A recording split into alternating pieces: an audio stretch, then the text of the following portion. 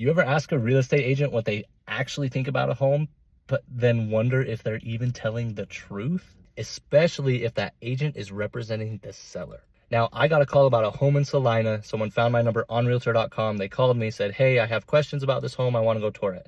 And so I told them, hey, let me give you my opinion of the home. I've been in it a couple times. It is a fixer-upper. You're going to need to put a lot of work into it. Told them all about what I thought of the home. They ended up still wanting to come tour the home. But this really got me thinking about it.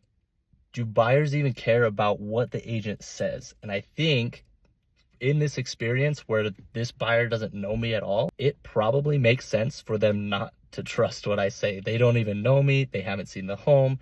They have no idea whether I'm telling the truth or not, because online pictures look a lot different than the in-person story. Now, here's the thing I think you need to remember if you're trying to figure out what agent is telling the truth and how much you can trust their opinion of a home. There's two types of agents: the listing agent that represents the seller and the buying agent that represents the buyer.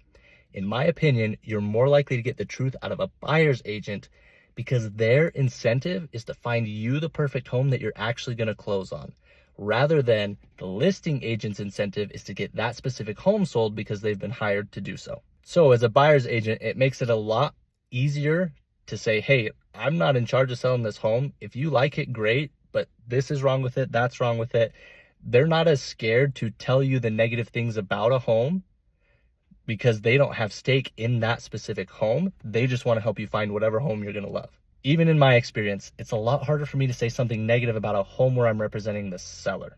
Now, I try to avoid this. I try to be as honest as possible, but sometimes things just get left out because you don't want to say anything negative about that home. So I think when you're talking to agents, you have to think about, where is that agent's incentive? Are they incentivized to sell this specific home, or are they just incentivized to make sure I find a perfect home? And that's where I think buyer's agents are severely underrated, because you can trust their opinion a lot more because they don't have an incentive for that specific home. Their goal is just to help you find the perfect home.